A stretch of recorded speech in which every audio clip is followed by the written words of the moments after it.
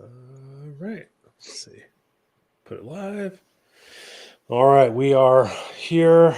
This is Left of the Projector, and I am joined by Smirk Gently for her, I believe, now the Alec Baldwin territory of 5 guest appearances. Oh my God. And Oslowe, thank you for both for joining me. Thank you Oh, so and I much should have for said we're having talking me. about the menu. Sorry, I blew it. You ruined it. 30 What's seconds. the menu this evening? The Yeah. menu this evening is, I think, murder and but of the bourgeoisie. So I guess also Indeed. themselves. So Yeah. a little bit of both.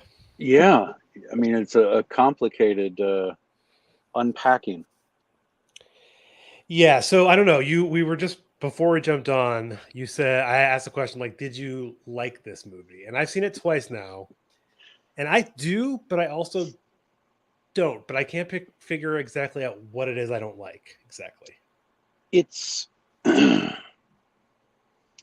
I enjoyed it while I was watching it immensely. And what I mean by that is like I was never bored. And I was always wondering, okay, all right, where are we where's this go? Okay, all right. I didn't see that coming. Where are we? Okay, all right. And that was sort of my attitude. And then there was a little bit, and this is for me, this actually made it a very weird experience. I'm pretty good at spotting, hey, it's that guy actors. And, like character actors are kind of my thing. And I spent half the movie being like, who's, like that. I don't think there was a single bad or even mediocre performance in that cast. Like Yeah. that is an actor's movie. And everybody just like went so hard. And at first I'm like, okay, Ray Fiennes, you're doing your little closed off, withdrawn grand artist thing, whatever. This is fine. Let's keep going. But like by the end, I'm like, oh right. You're really good at this. I'm sorry, I forgot. It's Yeah, I thought all the performances were quite good, and yeah, I don't know. What did you think, Smirk? So the first time I watched it, I kind of had the same takeaway. I was like, I enjoyed watching it, but it took until the following day to be like, all right, I did like this movie. And I think it was just it had a kind of marinate for a second, if you will just ignore that pun entirely. But it just I don't know. I did end up liking it. I watched it a second time with my partner because he hadn't seen it yet. I think everybody did a great job. I think it's so messed up that John Leguizamo didn't even get a name. He was just movie star, like in the. yeah. Well, did they at some point? I kept thinking I He heard them is. mention his name. They did. He Did has a name that he's known by.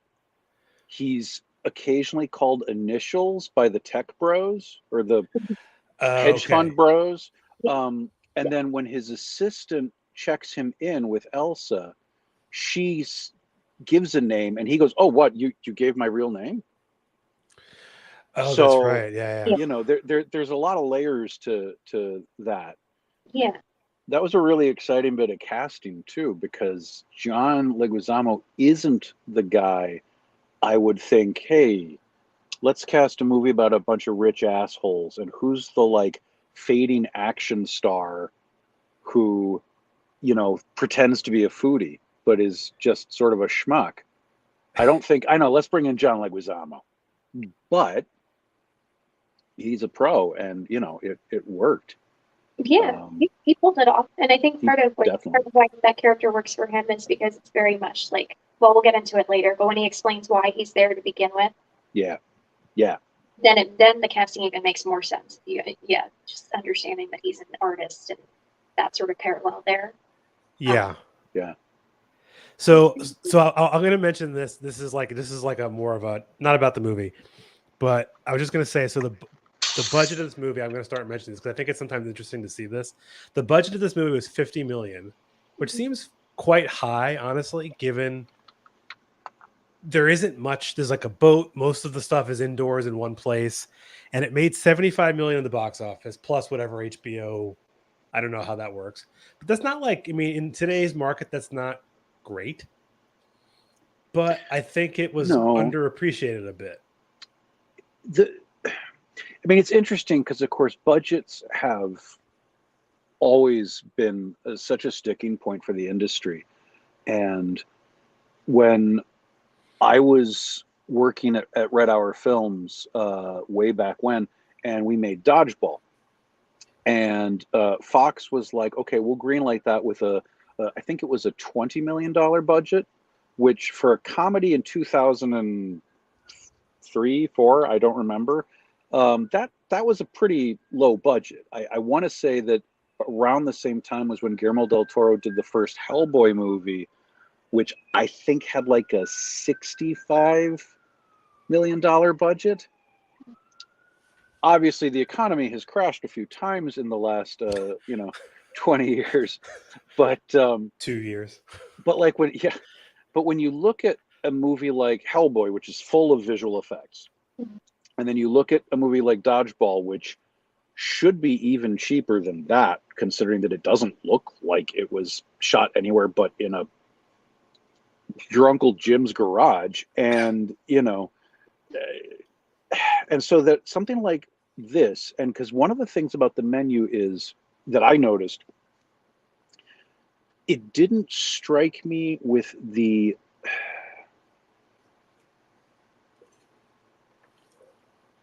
sorry, I just had like multiple conflicting thoughts hit all at the exact same time. You guys saw, I know, Evan, you saw the Rian Johnson I Don't Like Rich People movies. Yes. Knives Out and The Glass Onion, and I'm assuming you saw them, Smirky. I saw the first one. I haven't seen the second one yet. Yeah. And the menu felt in a lot of ways like a companion piece to me, to Glass Onion, and also to Ready or Not, the Be Careful What Wealthy Families You Marry Into film with Samara Weaving from a few years ago. I don't know if you guys saw that one. And it also had a little dash of Midsummer, where I was like, you could do a really interesting like series of movies that are essentially dark comedies about class, about trust, about art, about life, about death, about big ideas. Yeah. But then all of them have a like mischievous violence to them, and in some of them it's more unsettling than in others. And the menu didn't feel like it was shot the way that like Rian Johnson shoots a movie. I mean, he's a craftsman and arguably an artist, and I think that he's a really good shooter. And I'm not familiar with the work of the guy that did the menu. Though when the credits ran and I saw that it was a Gary Sanchez production, I was like, well, Jesus Christ, I didn't expect that. Because that's Adam McKay and Will Ferrell's production company, which is one of those. So, I've spent the last couple of days like, did I read this script 15 years ago? Because sometimes that's how long things take to get developed. And I remember hearing about scripts where like, oh, no one's going to like this because none of the characters are likable. There's no one to relate to,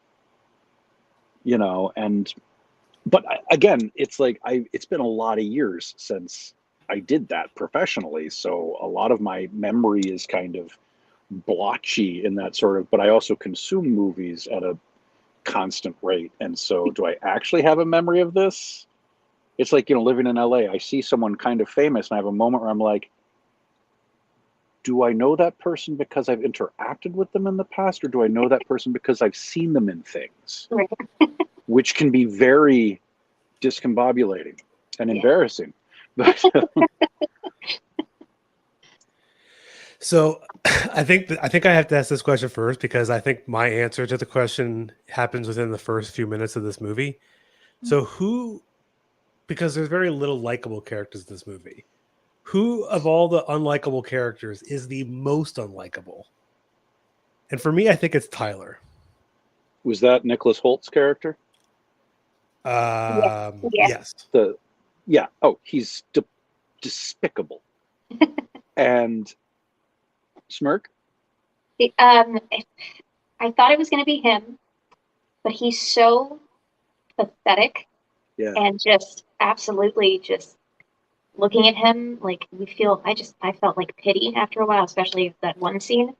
For me, it was Ted, the guy who was there with the food critic. Her little sycophant friend. He was amazing. Oh my god. It was pretty close to time between her and him because she sucked. But she's unapologetic about it, and he just props up all of her bullshit. Like those performances, those two were amazing. And I spent the whole movie like, have I ever seen either of these actors before? Like, they're fantastic. And he, like, his lines, I feel like you could go to like a fancy restaurant and like see two people having like that conversation too. Absolutely. Like, it felt like a completely real thing of someone who, like, you know, works for Savor and is chatting with some other person.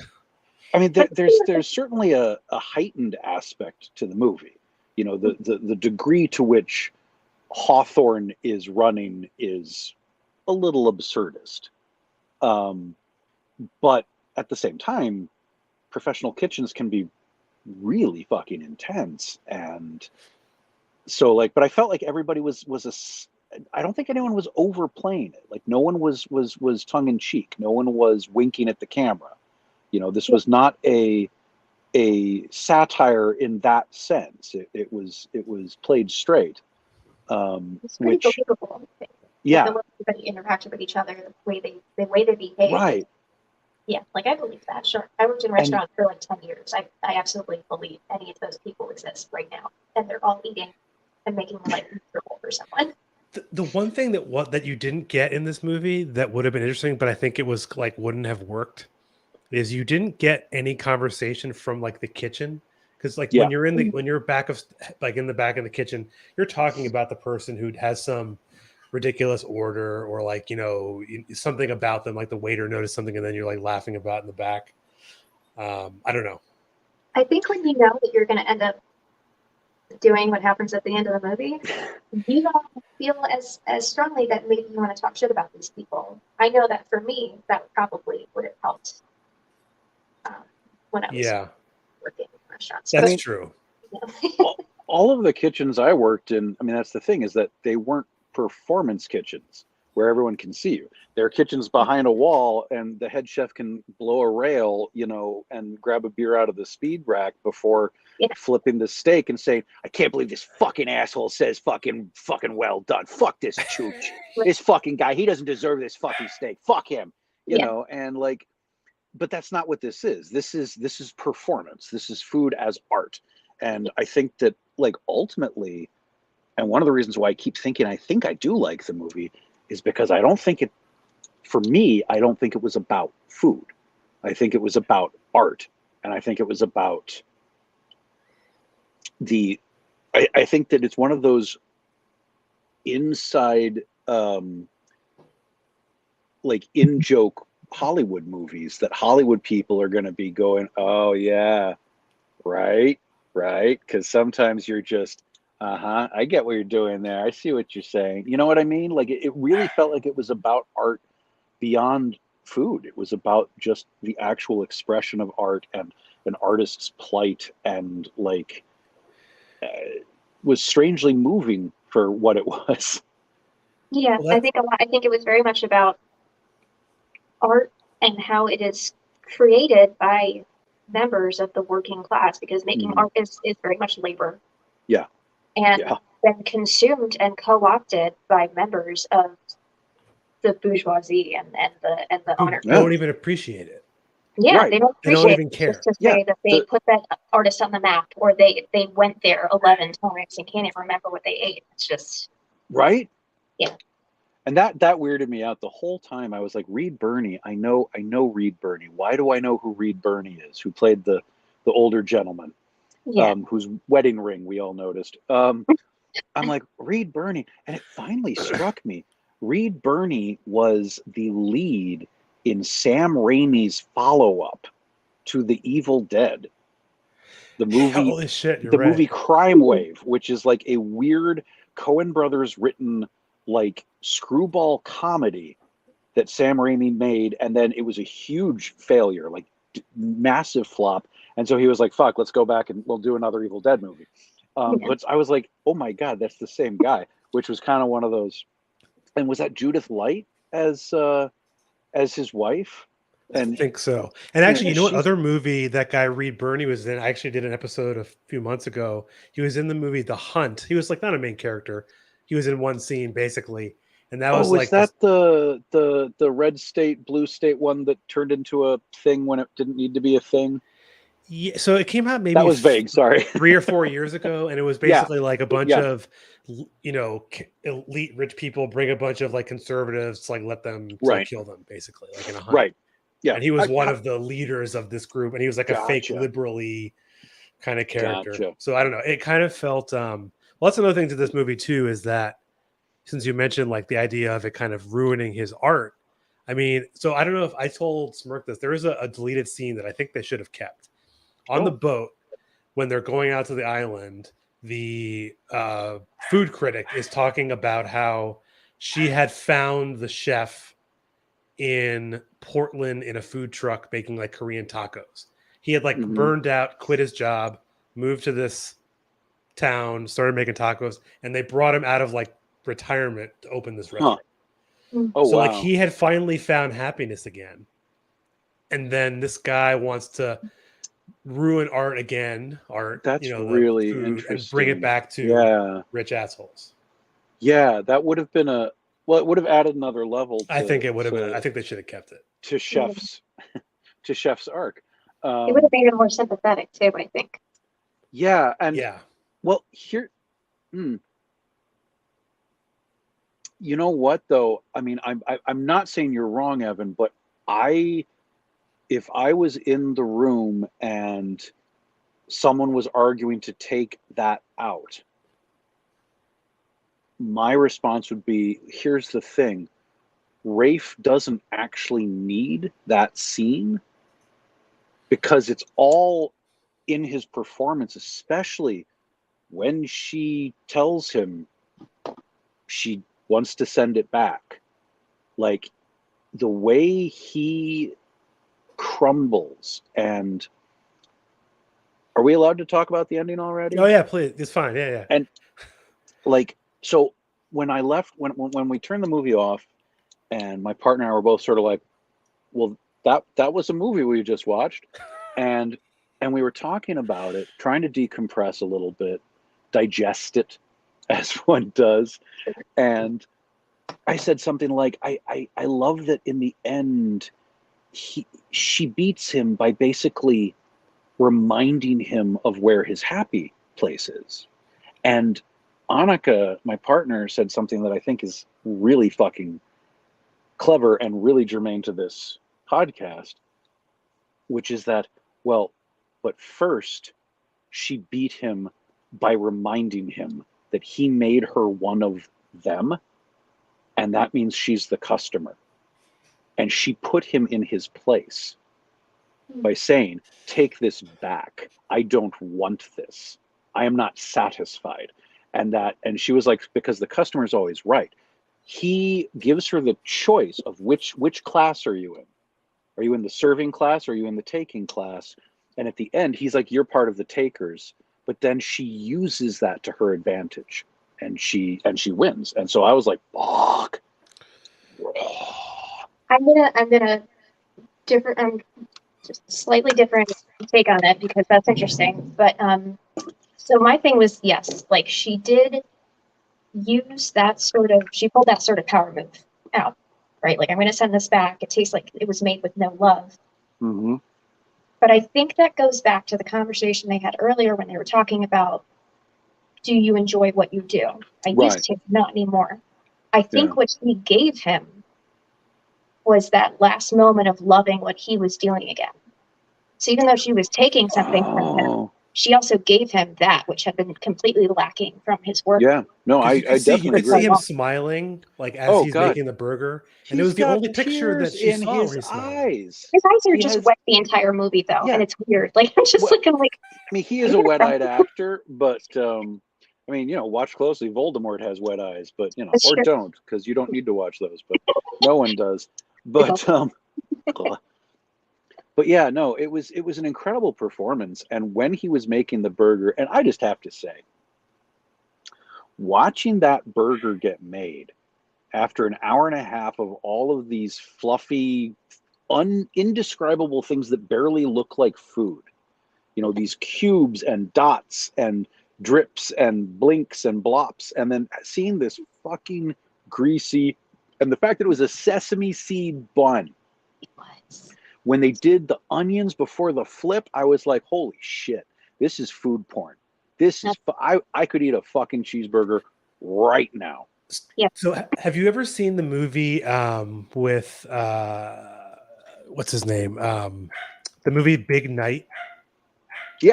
Yeah, Tony So Shalhoub do you know the scene? and Have you ever seen this? Or Yeah. hang on one second. God, sorry. dogs. So in that, so I don't know if you've seen that movie before, Smirk.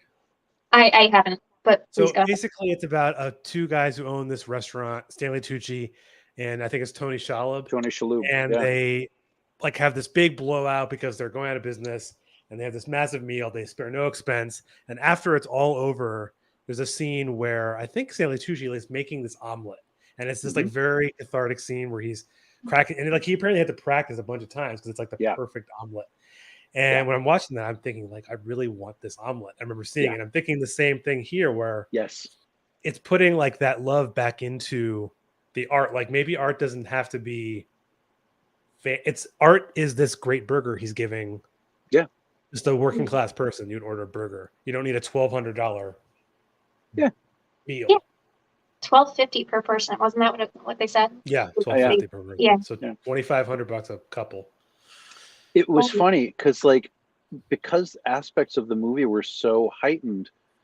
For a second there, I was kind of shocked that it was such a low fantasy price, if that makes sense.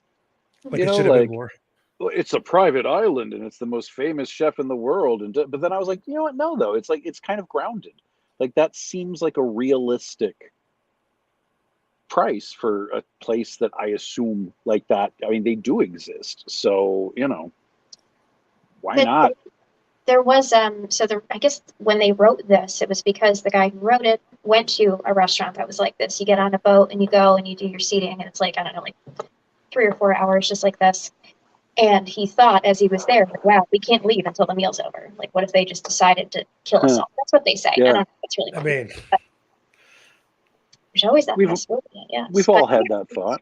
How many right now? They killed everybody in this room right now. Nobody could do anything. But what was it, like 10, 2, 3, 11 seatings or 12 seats? 12 seats, right? 12 seats, $12.50 a person. So $15,000, give or take. I mean, all the food plus after all the food, like what are they?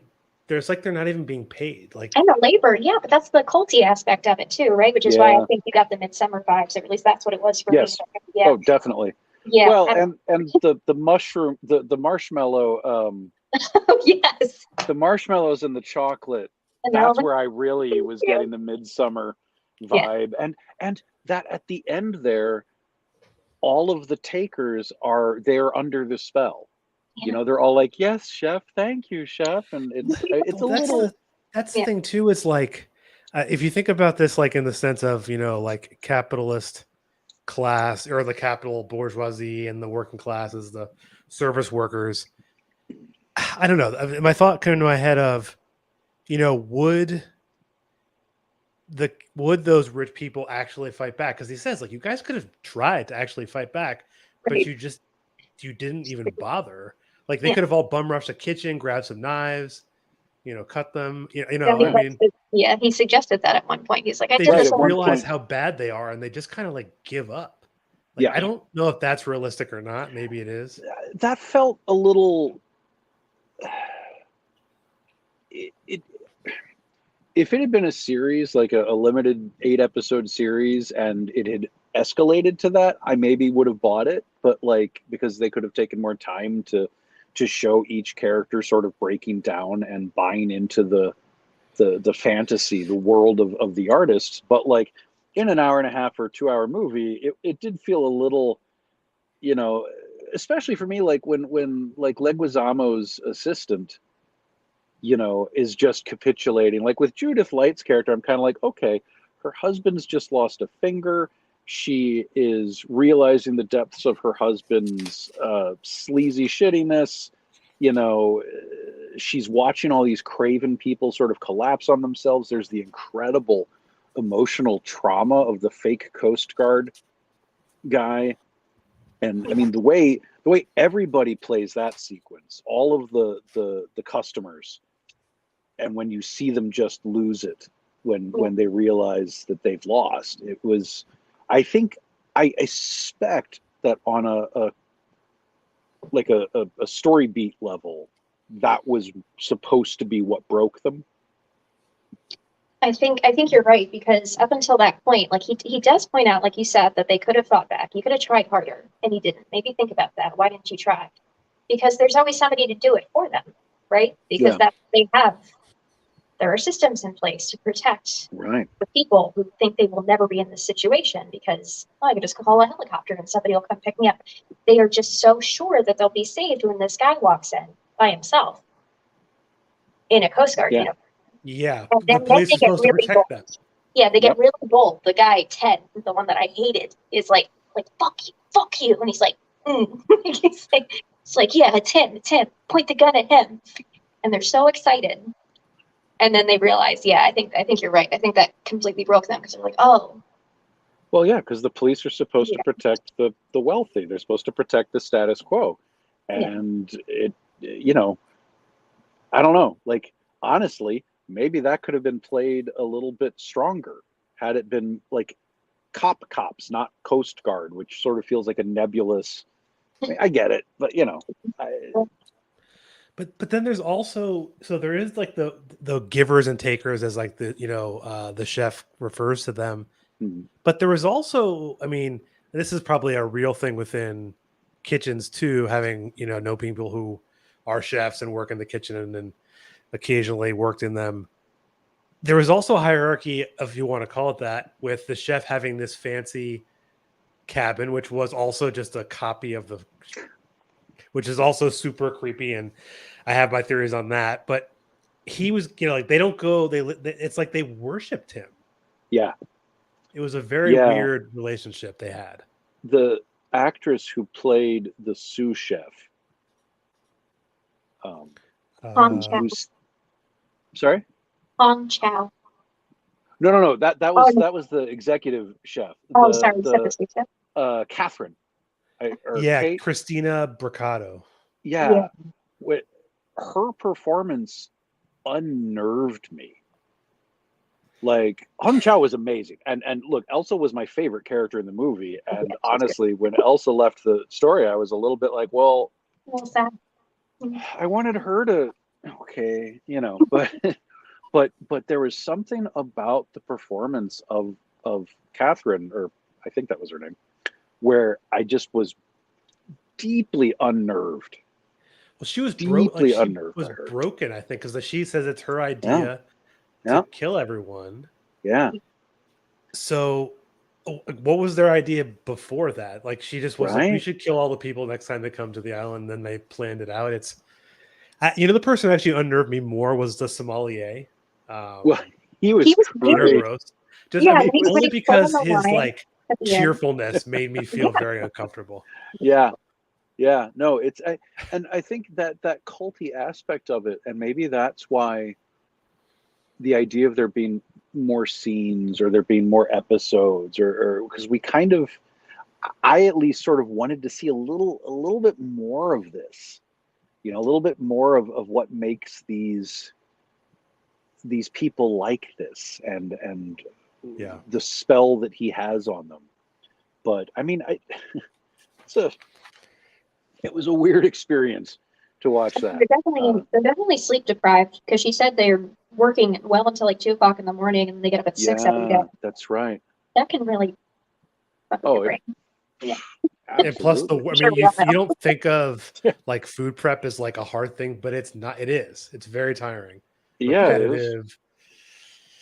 You know, like they had bees on the island. They have these meat. Like they're doing all. I mean, that's the other thing about this too, is it's hard to not think about the resources that this angel investor had provided for this fancy island restaurant. You like think of how many people you could feed with all of this resource. Yeah. You know, like I mean, it's meant, and these people don't even appreciate it. Like the older No. couples, like, we don't even want to go on the tour again. We've done it 11 times. We've done this. And they don't know what they ate. Well, and the tech bros don't care, or finance bros, whatever they are, you know, they don't care. And they just want to be able to say they did it. Leguizamo just wants to use it to try and get like his own show, I guess. Yeah, it's like he wants like the show Stanley Tucci has, like about Italy. Yeah, that's what I felt like to me. Yeah, no, totally. And you know, Tyler wants the experience. He wants Chef to notice him. He wants to see the magic. But he gave us. He's like, well, he knew he was going to die doing it. Yeah.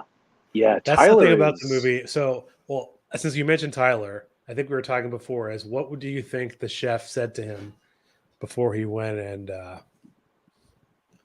hung himself? I think I know. I have purely a theory. I guess. I can go first. You got it. So, go ahead. I think what he said to him was that you've already ruined one course of what is supposed to be the perfect meal.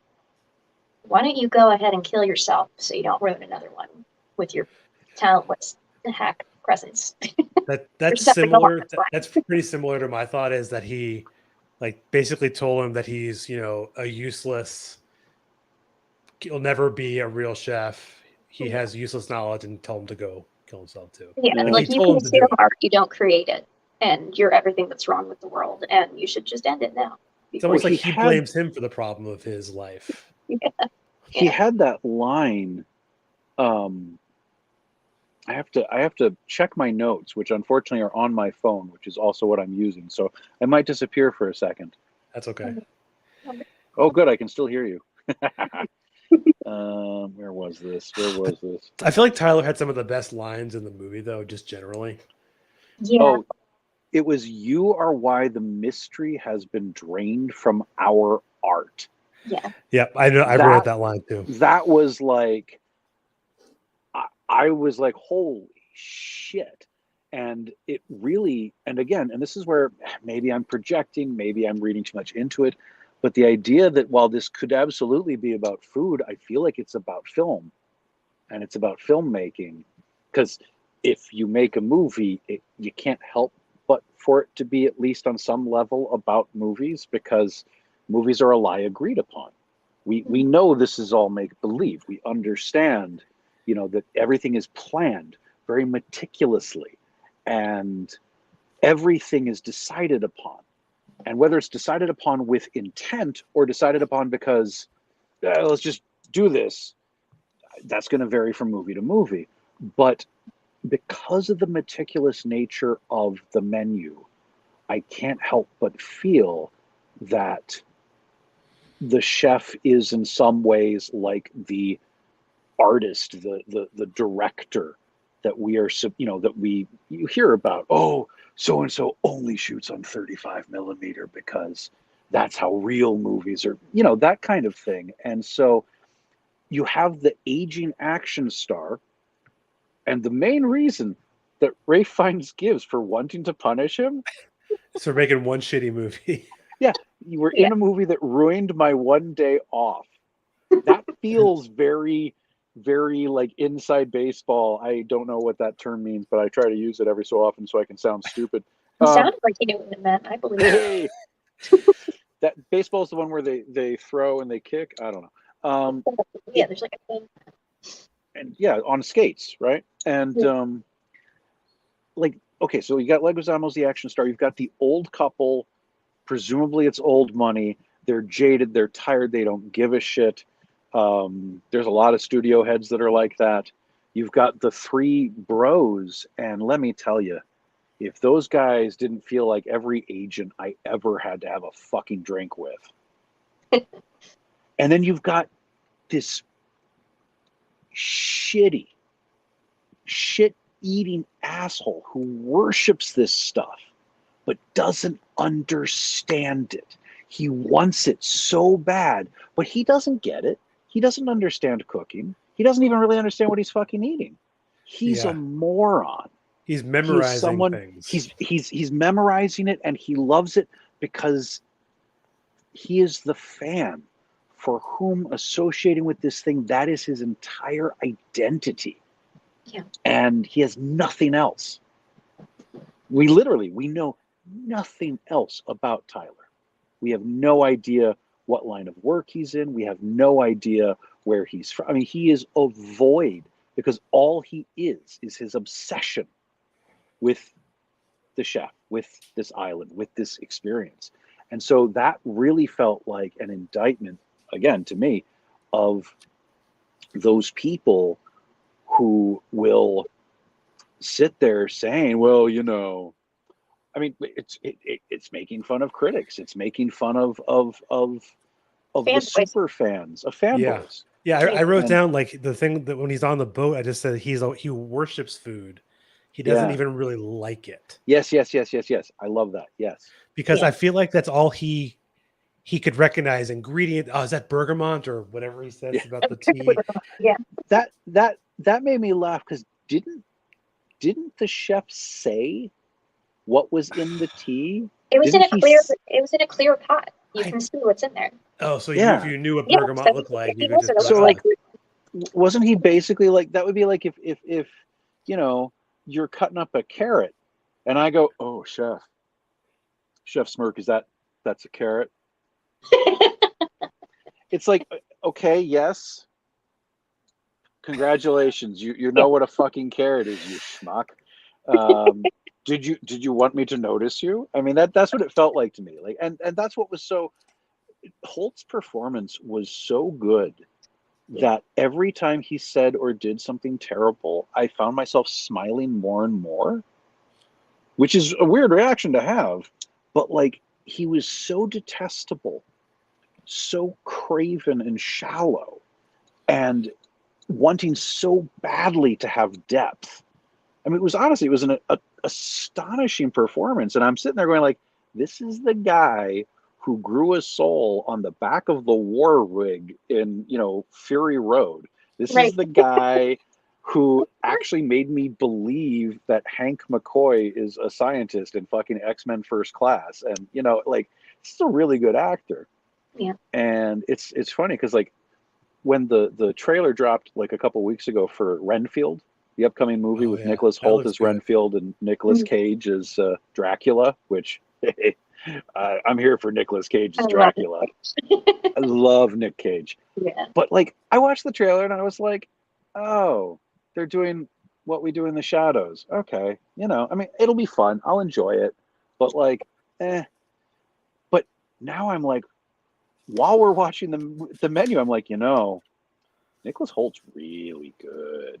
And in the same way that Nicolas Cage could elevate action movies like fucking Con Air into kind of a weird bravura art piece, the idea of Nicholas Hoult being in a big dumb action movie with Nicolas Cage fills me with giddy excitement. Yeah. Like that, just the potential is too good. And you know who we haven't talked about at all when we've been talking about this movie? I'm excited. Go for it. I know what it's going to be. Is our cheeseburger eater? Yeah. Is Margot, or who whatever 3 her times name this movie is. lied about her name and where she was from. Yeah. Like at the beginning, and then she says she's from Nebraska, and then she's from Massachusetts.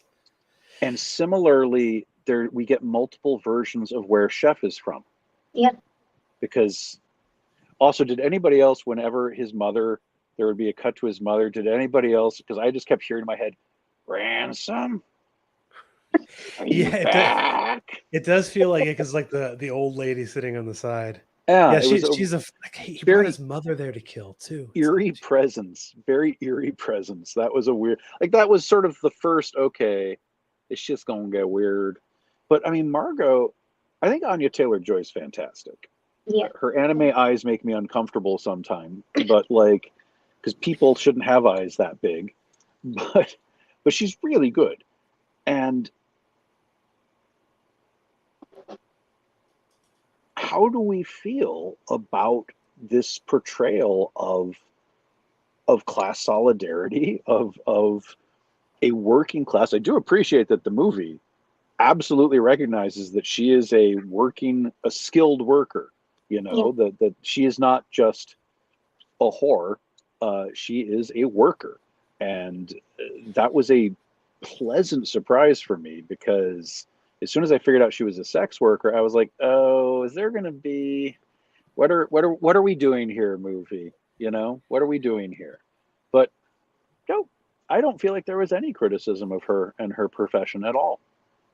No, I think the way that the chef relates to her immediately as a fellow service Mhm. industry worker, and that's what he calls her. He doesn't go into Yeah. detail about what it is that she does, and he just recognizes her as the same sort of person that he is. You know, Yeah. doing the same kind of thing, because there's really no necessary distinction between what she does and what any other person in the service industry, what any other member of the working class does every day. he just Yeah. asked like, "Do you still enjoy it?" Right? Yeah. Like I think that conversation. Well, you mentioned before. You know, that was kind of him seeing, like having a memory. I feel like it provoked him to remember when he liked, when he actually once was happy. I Because he agree. doesn't say he's unhappy then, Right. but he is. It felt like that conversation was the necessary step to him being able to make her the cheeseburger. You know, recognizing what that moment is. A strangely beautiful moment. Like honestly, like one of my favorite sequences in a movie in recent years was the look on his face when she asks for a cheeseburger. I was just like, fuck, I think I might love this movie, or at least this scene. Well, he also knows that she went to his cabin Yeah. in the room with all the Yep. pictures. Yep. And you must have noticed the only one where he's smiling is the one with the Yeah. hamburger. And that means she took the time to find out who he is and find out a little bit about him. She didn't just run also- straight to the radio. She went Yeah. and looked around. Yes. She retained It's some also information about him. it's also the only one that isn't on the wall. Yeah. That's true. Which He's not I feel proud that's, of it. He's not that's proud of it. important. Right? Well, I don't. So if something's on the wall, I feel like it's there to be admired. It's there to be. But if something is on a counter, it's on a table, it's on a bookshelf, it feels more accessible. But no because one goes in there, right? It's for No, himself. but it's accessible for him. So Yeah. He looks at it. You put your cuttings on the wall because they're there and you can say, yes, these are my accomplishments, behold.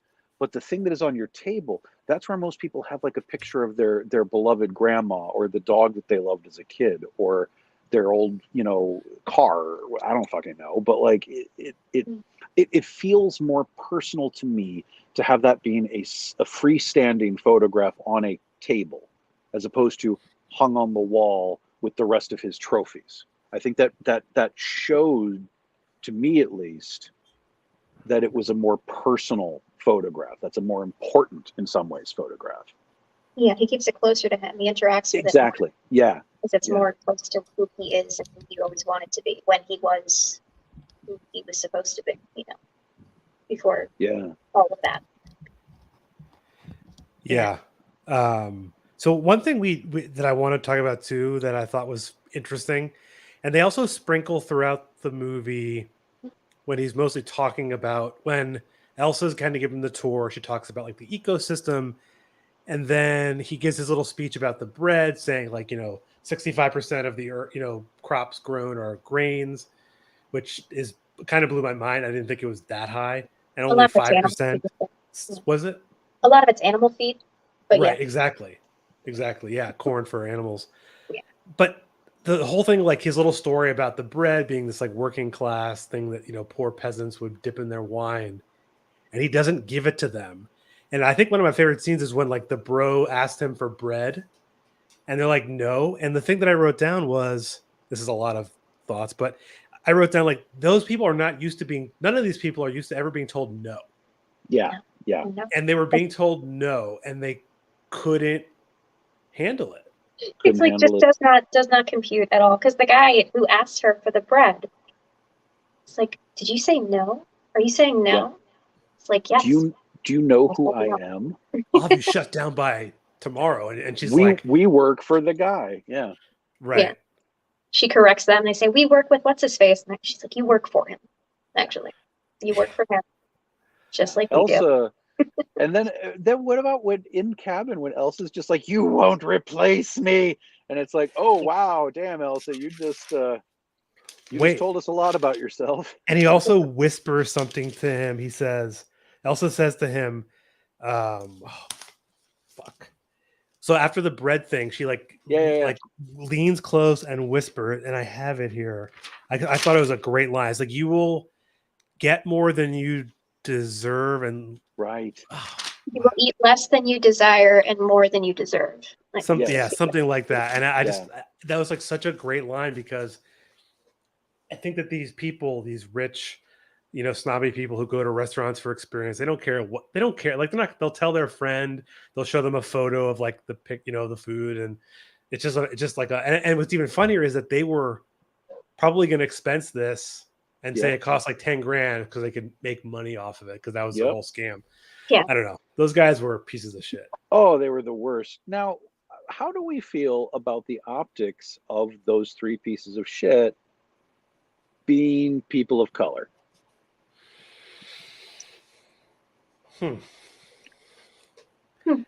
This is something Annika brought up during the movie. And they're the only ones, right? In the whole... No, well, I mean, arguably Leguizamo and his assistant are both Latino. Yeah. Right. And there's I guess some of the staff are. A lot of the staff, yes. Yeah. And if there hadn't been any people of color in the staff, I would have like just turned off the movie probably, because I've never seen an all-white kitchen. Yeah. And I don't think I ever will. But interesting. But like Annika was like, it's an interesting choice to have the three tech bros being men of color. And this is the thing, is I assumed they were tech bros when we first met them because they had that swagger.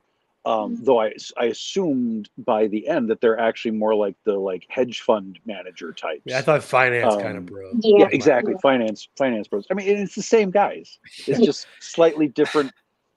So here's the thought I have about them being of color. Maybe is that you could say maybe they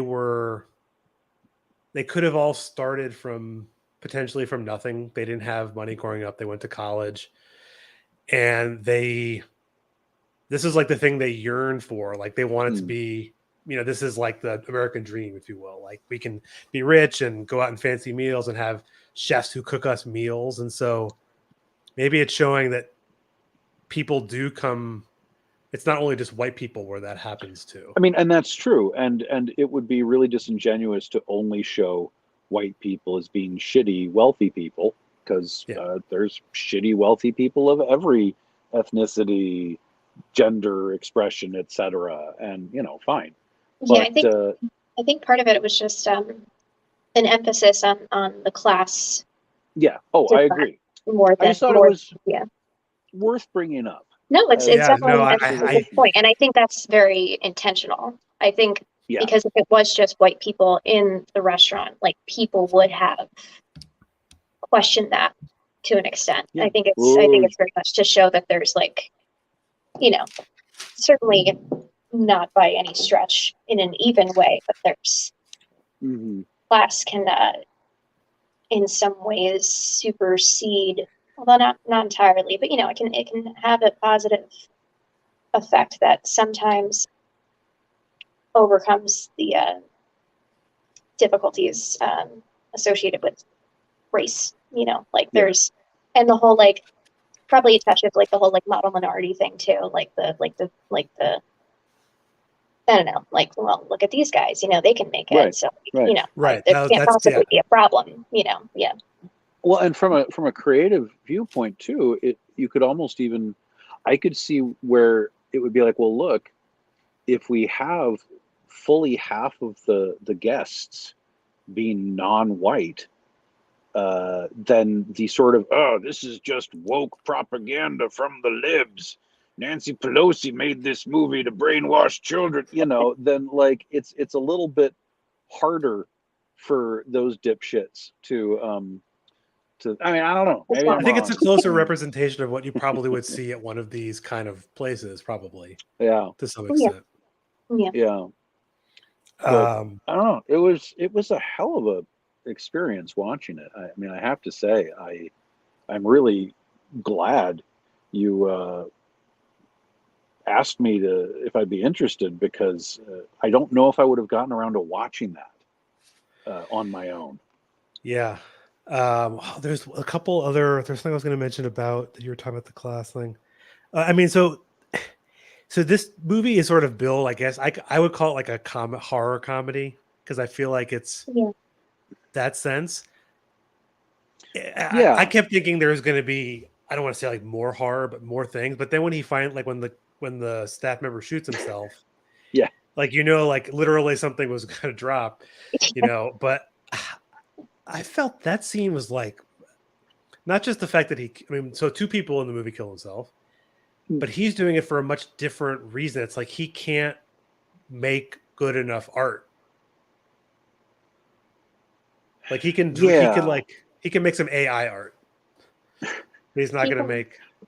Yeah, I don't like know. he can work under this chef. He can be technically proficient. He can do all those things. He can never be great, but he also doesn't want the life that Julian has, because he specifically right. asks him that. And that's, I think, Right. at that point, it's because he and everyone else who is under this sort of like spell have all come to the same conclusion that it doesn't matter if you're great, because it's never really going to belong to you. It's always going to end up like this, at a price point where the only people you serve are the worst people on earth.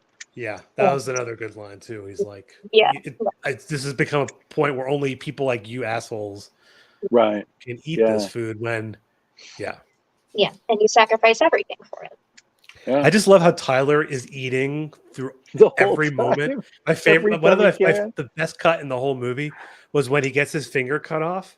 Yes, And then he I cuts was the just turnip or something right afterwards. It's like immediately he's like, so oh, yes, this is good. so good. You got to try This is this. so good. Yeah, no, that moment was actually, like, to me, that was a really good horror movie moment.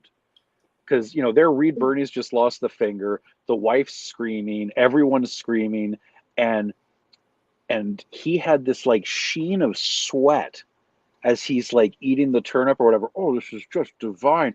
Where I was like, okay, what's great about this is it felt to me like he was playing it as, oh God, I'm focusing on the food. Oh God, this is really good. Like Because it that's all he really, talked about, right? Like he never but has a moment of actual right, humanity. but it really did feel like the violence was affecting him. Do you know what I mean? Like he wasn't playing it like he was a complete robot automaton. The horror did get to him because there was something very off in his reaction to the food. Like it was a little bit extra. It was a little bit panicked, a little bit strained. And I liked that. I mean, I liked that they felt it. It's like I said something to Annika about how I think that Holt is so good because in a lot of movies, his character would have been like a protagonist or a near protagonist. Despite, being, it's like she said, well, yeah, but I knew he was an asshole the minute we meet him, because the first thing he says is to not smoke. The first thing he does is to give her orders. The first thing he does is to try and take her autonomy from her. I'm paying for this. I'm paying for you. And, there's nothing nice about it. I'm like, yeah, no, I agree with that.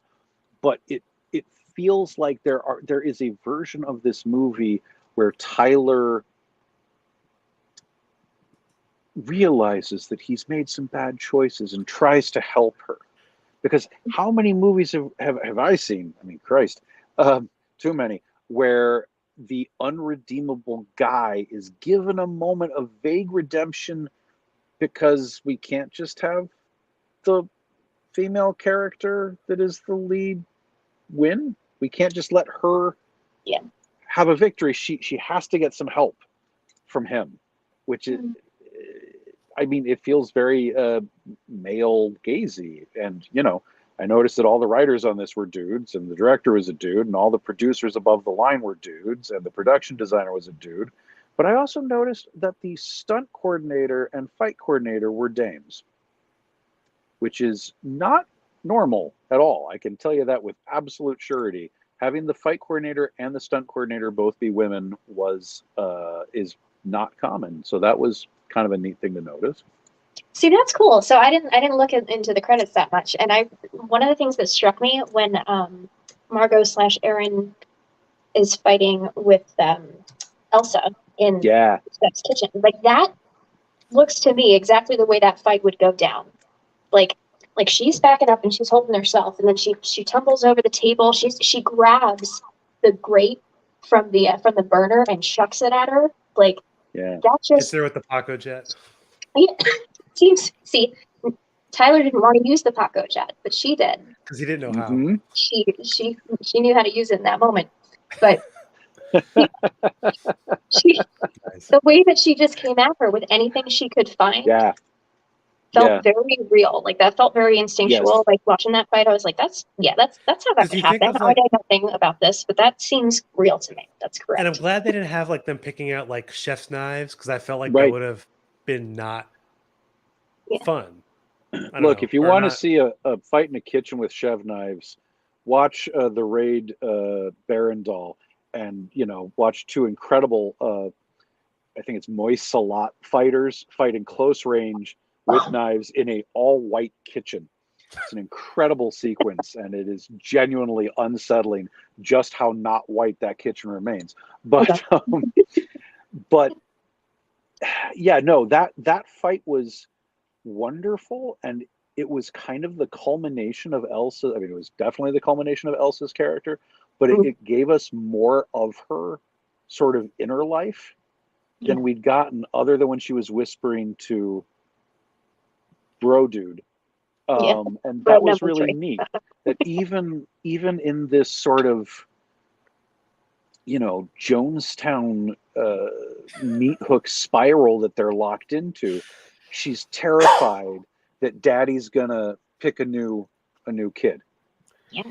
Yeah. Well, that was the other thing too, is that she tells him to get the barrel, and Elsa made it be like, was he setting up the boat thing?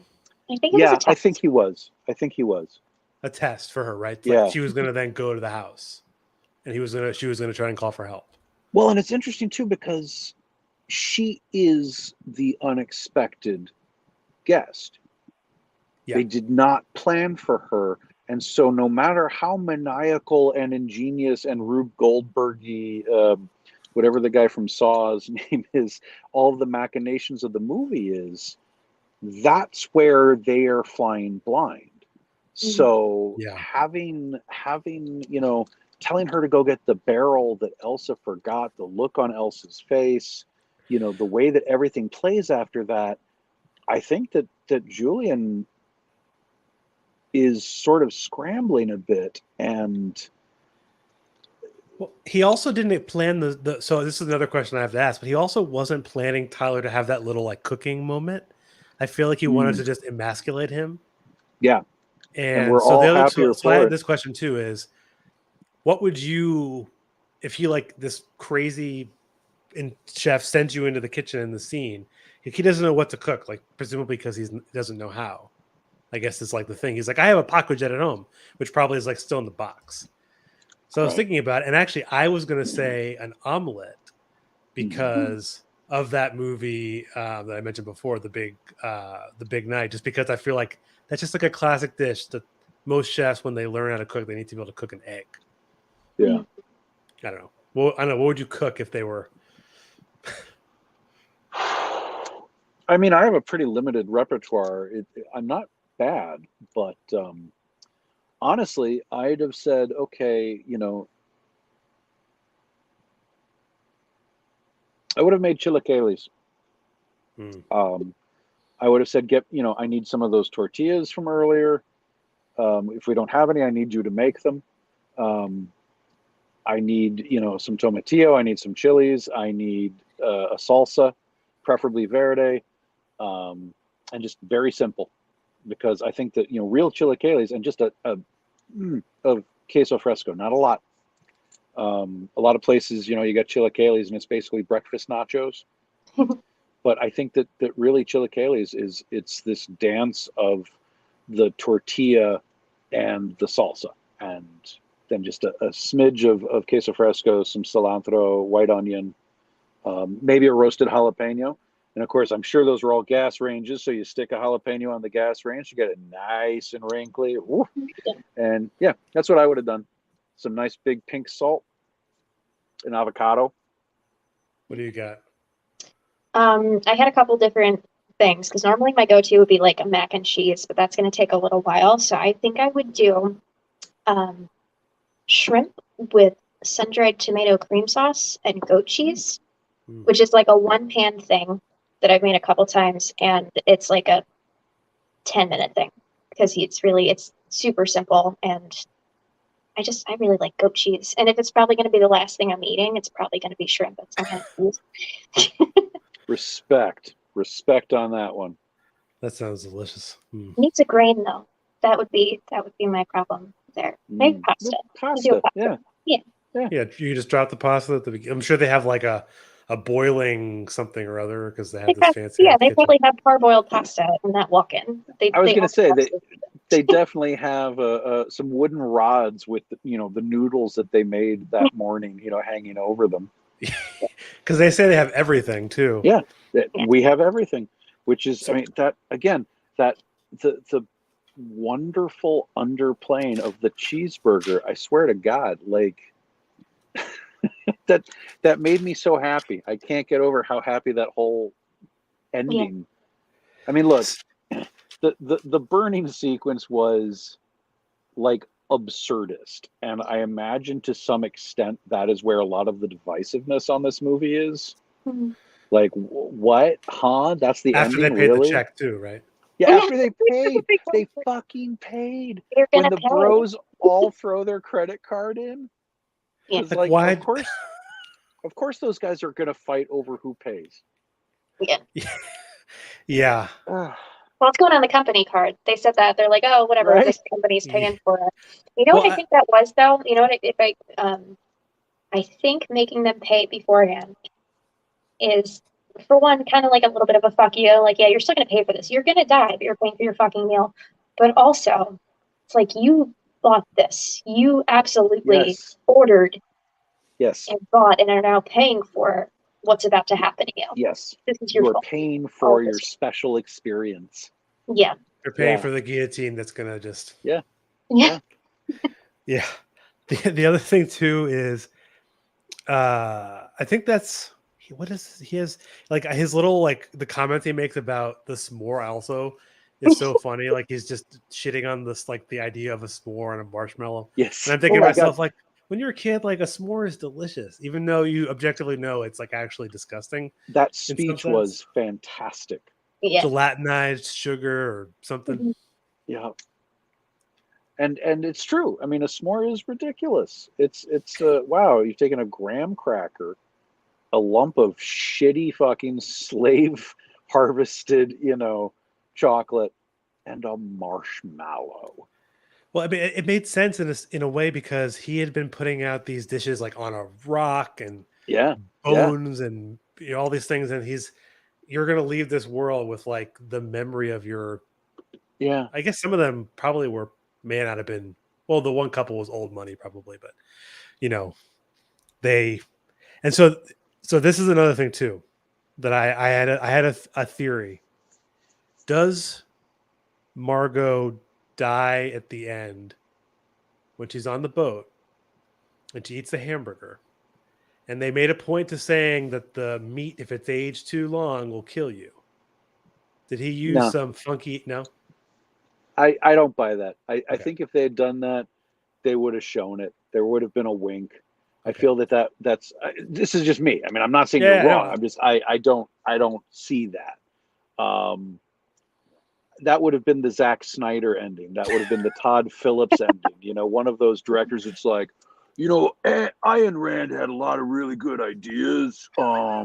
So you know, my movies are about a lot. Like one of those guys would have done that. See it's all about karma.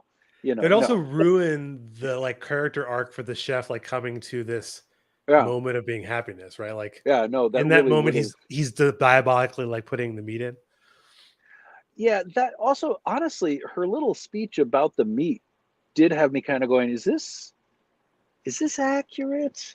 I, Yeah, I didn't fact check that one. yeah, it that felt a little like, wow. So really, it's just there's a 1 day, and if it goes over, so really, Like no it's wiggle room at all. there Like, exactly. sorry, that It's pepperoni is deadly now. exactly. My It's alarm like went off this. a little late, and I slept late, so Well, sorry, guys. it's the scene from Gremlins 2 when Robert Picardo and all the tech guys are like, so wait, what happens if a gremlin's like on an international flight and it's got the little sliver of meat stuck between his teeth and it swallows it? Does that count? Is it still going to change? You know, and they're making fun of the kid. And like, that's what that feels like to me. Like, really? 153 days is too much. You know, 151, masterpiece. 152, perfection. 153, you will die. Yeah. No, I don't buy that. That felt really, some screenwriter was really excited about that and patted themselves really hard on the back Which for also coming might up tell with me that that. it's really true. Like they It could be. painstakingly Yeah, slip this moment in. it could be. There's one thing that I didn't mention with the chef in general too, and I think it's a like the critique on maybe art, maybe it's on food, but just the idea of our system of capitalism and its pressure it puts on people in their job. I mean, it literally drove this group of people, working class people, to murder suiciding people because of the pressure, the Yeah, cultish thing we don't really see. but it drove them mad, let's say. Right. It drove them mad. And so, I mean, I think you don't usually see that as like the result of people under, working class person going berserk. Usually you see it in our society of right wing incels killing a bunch of people at a school or a mall Right, for right. different reasons. I don't know. I don't know what to make of that. No, it's an interesting, and that's the thing is like ultimately, is there a message in this movie about class, or was the class aspects of it just sort of the trappings that were necessary to do this cool idea that a screenwriter had? I don't know, and Yeah. and I think that is often the case with some movies where you're like, okay, this might be about something. This might also just be here because it was a convenient road map, a convenient signpost, or I mean, Christ, I remember when there was all of the pushback on the Netflix Texas Chainsaw Massacre sequel from last year of, and then there's all those jokes about cancel culture and like, millennial tech bros, like, that felt so woke. And I'm like, but the jokes are at the expense of the millennials. Yeah. They get slaughtered. Therefore, it is not woke because by your definition, Mr. Red Hat person, this movie is in their favor, yet the only heroic character is the coal rolling, gun packing West Texas boy. How is this woke? What have we changed the definition again? I mean, and so it's like, which they do, of course, it's part of their playbook. But so it raises that question of, I don't think that the writers of that movie, of the Texas Chainsaw Massacre, I'm bringing up unnecessarily, very sorry, I don't think they were trying to make a commentary about political correctness, about country versus city. I think that they were like grabbing things from the headlines. I think they were using the real world as their backdrop. And so the menu might just be like an idea, because it's a cool idea. And you have these cooks. And hey, did you see that movie where the girl's wearing the flower dress and there's the burning? What if we did that but with like mushrooms? Not mushrooms, marshmallows, even better. You know, like sometimes these things are just a fucking like lunatic scavenger hunt, and it all gets smooshed together. And sometimes it's a really good movie, and sometimes it's a movie that people talk about, and sometimes it's not. I think it could be possible that some of the theme of class disparity in the movie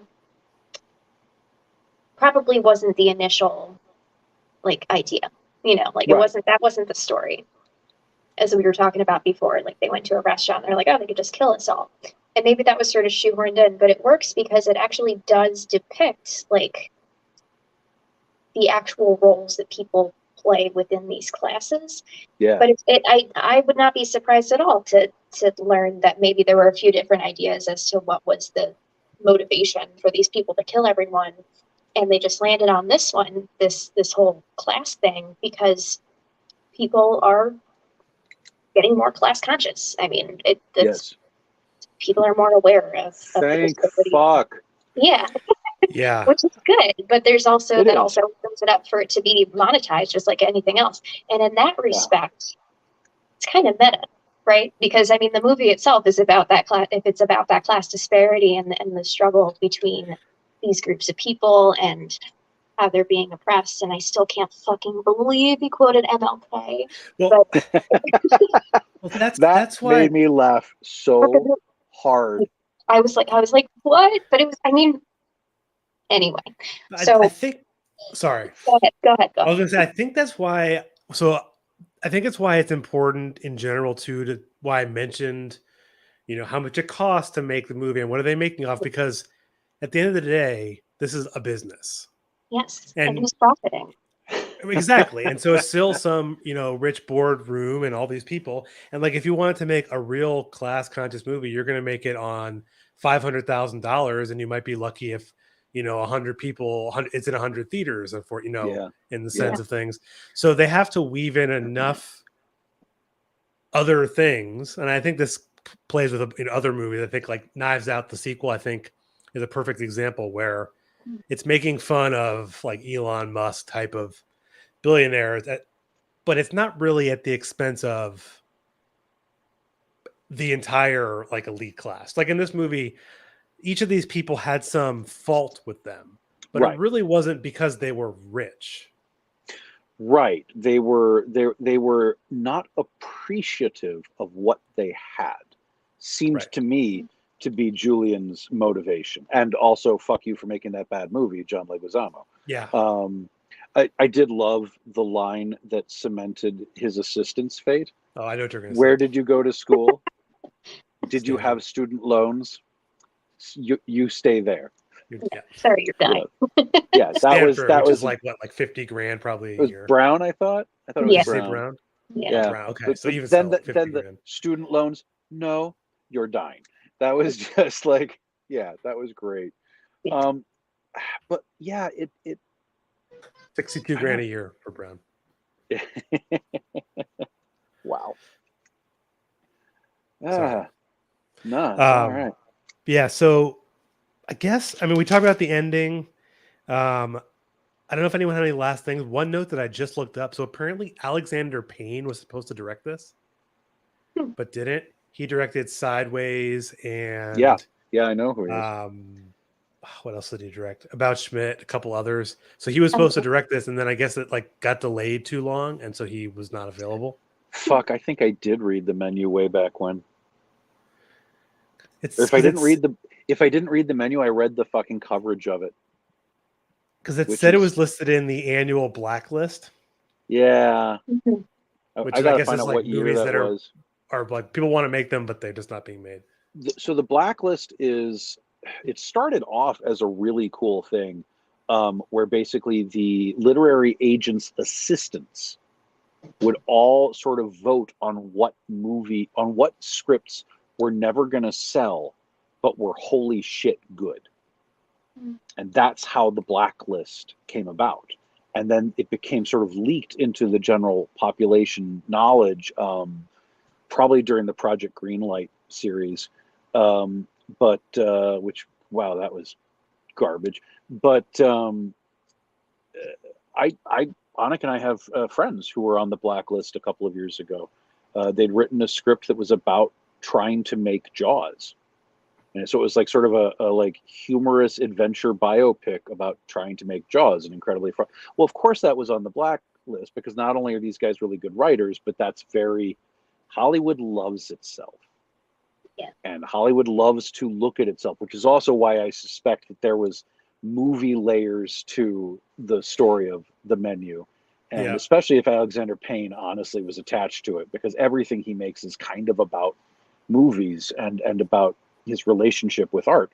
I was reminded when you pointed out, Evan, that, you know, it is a business. Stuart Kornfeld, who was my producer, who I worked with for 6 years, who sadly passed away a couple of years ago because fuck cancer. Stuart used to get a lot of mileage because someone would say, "Oh, but that would be such a good idea," or "Oh, but so and so is so talented." He'd say, "Yeah. No, I know. I love so and so. You love so and so, but this isn't the movie Friendship, Oz. It's the movie business." And yeah, so like The Menu is a relatively cheap movie. Relatively. 50 million is not an indie film. Like that is a studio movie. But or that would be a hell of an indie film. But it's not, I mean, it's chump change to Disney, to you know, Universal. And I suspect that's why it was a Fox Searchlight film, even though Fox Searchlight doesn't exist anymore. Mm. Because when It says Disney the average bought, budget is 50 million. yeah, So this is the pretty average of what? budget's between 50 and 100 Yeah, for a movie. that's exactly. So it's on the low end of average. Like, you know, that's, yeah, I don't know. It's interesting. And I think that part of the reason it would have to be that large of a budget, honestly, is going to be the technicality of the shoot. Because when you have that many people in that space, there's a lot of extra characters that don't have names or lines, you know, the various bus boys and bodyguards. I don't know, all of the people standing around. And, you know, just the constant blocking. I mean, it would take a long time to block that movie. And then lighting it to look like that. Mm. I assume that was in a studio. But, you know, the way it was shot, the space, you don't get the sense that it's in a studio. I mean, I believed it was on a magical resort. I don't know about you guys. What do you Yeah. think was behind the silver door? That was my last question. So you know. I'm sorry I stole No, your it's last okay. At first, I thought so. I didn't know what I thought at first, but later I thought, was it like a tunnel that you could get to his house from? Huh. Like, I don't know, like because I think in his house he had the same silver door. He did, yeah. So I wondered if there was some kind of like, but why would you build a tunnel in a? I don't Well, know. why would that not play into it? Why is this aspect there? It's this thing that she is explicitly told you can't use that. Right? That's where all the Was that guns not are. his office? For some reason, I assumed that's where his office was. Yeah, they don't show where they go to the office. Right. We Yeah, just they see make them. a point of saying that. That's a very special. But when Yeah. they show her in the office, you could see the door behind them, and it just looked like a regular door. Yeah. Oh, so we don't know what the Yeah, silver door that's a meant. very bizarre thing. Maybe a bunch of explosives, because the whole place does blow up. And yes, they did That's turn true. up the gas. Yeah. Yeah, They're just like stacked with C4 or something. that wasn't those weren't real graham crackers. That Yeah, was like, you know, like what, TNT like sprinkled in. I don't know. I mean, graham cracker is that would be very flammable, I would think. Yeah. Well, plus the sommelier is gleefully splashing wine everywhere. That's just You know. Didn't he So say that one of the wines is like has remorse in it or something? He's like, Yes, yes, this has a notes of remorse or something. notes of remorse and regret. Yeah. It's just like, oh my God. I mean, the dialogue describing the shitty food, describing the like bullshit food was astonishingly good. Yeah. Like all of that was just it was very beautifully written, the sort of awfulness of it. we were talking last night about how fun it would be to just, and I did this for a second when I was talking to Evan yesterday. I told him I was eating pizza rolls with my while I was watching it a second time. Like, it's just so fun to take like a random bullshit food item and just describe it in that like overly flowery way. Like, yes, this is a tomato emulsion with aged cow's milk and cured meats wrapped in a flaky, slightly chewy wheat dough. And you can do that with anything and make it sound like, make it sound Yep. great. But there were a couple That's- things that I would have eaten though. The scallop, it looked Yeah. ridiculous, but it looked really good. And I love sea beans. They had sea beans on there, and you never get to eat. I wanted sea that beans. bread that they didn't get to eat. That bread looked really good. Oh, looked like that the looks best thing. amazing. Yeah. Uh, What about the chef who offs himself? The meal that he designed with the bone marrow and the roasted vegetables. I was like, oh, that looks like that looked pretty tasty. Just some nice meat. yeah. There's Um, John Leguizamo just eating he's like, the stuff next to the absence of bread is actually pretty good. I feel like that's like I don't know. I was just thinking that like not having bread is almost like just like showing like the emptiness of their lives. I know, like they have an empty plate because they have Ooh. no. I don't know. Yeah. I mean, he I don't know. had like a specific reason. Like they're not poor, so they don't get bread. Right. But it's like they have this empty plate because some people literally don't have food. Yeah. Yeah. Yeah. I think I don't have any. Either of you have any last thoughts? The funniest part I have a couple, but one of the funniest parts for me was when they all get to run. All the men get to take off running. And they finally find Ted, and he's in the chicken coop, and he's just sitting there with his knees up like this. And he thinks he's Pretending. not going to get caught, and then the window opens, and the guy hands him the egg, which is just kind of perfect. It's like he's eating the egg in the Brilliant. chicken coop. But the last Yeah. guest, and he's like, It's like he knew someone would hide there. Okay. Yeah. Well, I love that he just eats it and is like, That's pretty good. What else you can do? Yeah, nice one. yeah. But her and him really took so long to come to terms with the fact that this was what was happening. Like they say a couple times, like, it's like, oh, this isn't for our benefit. This is stagecraft. This is theatrical. It's so brilliant. Yeah, they're so convinced that everything that's happening is for their benefit that they can't even come to terms with the fact that somebody just shot himself in the head in front of them. They're so disconnected from other people. I thought that them saying that and the way they just did not get what was happening until they like walked outside and said, oh yeah, we're dying tonight. That really perfectly painted a picture of them. It's just like not having any sort of awareness. Like you're like, okay. They're just disconnected from all reality. Yeah. Yeah. That's all I got. Must be nice. Yeah. I know. I think it's a good movie. I think it's an interesting movie. I feel No like argument there. I think it's. I mean, I guess if it's making you like you watch it, and like you can't decide, and you're thinking about it, I think that would to me define like a good movie. You know, I mean, doesn't mean you loved it, but I think it's a good movie. It doesn't mean that I would necessarily recommend it. You know, that this is the kind of movie where there are some people that I would not recommend it to. And there are others who I can be like, oh, you know what, you're gonna really like the menu. And that is an accomplishment. I mean, to be something with such a strong voice that we're all sitting here kind of perplexed about it, you know, and sussing it out. That's an accomplishment. That is a good movie, yes, because it creates conversation. Yeah, and I think it was subversive in a lot of ways. And I think one of my favorite things is that the final girl was a sex worker. Like she gets away, and she gets away because she made connection. And she gets a fucking good cheeseburger. It's a good fucking cheeseburger. Yeah. I want that cheeseburger really bad. Yeah. Oh, now I want a cheeseburger, which I had for dinner, but now I want another one. I'm doing that with the onions next time I'm making one, I'm telling you.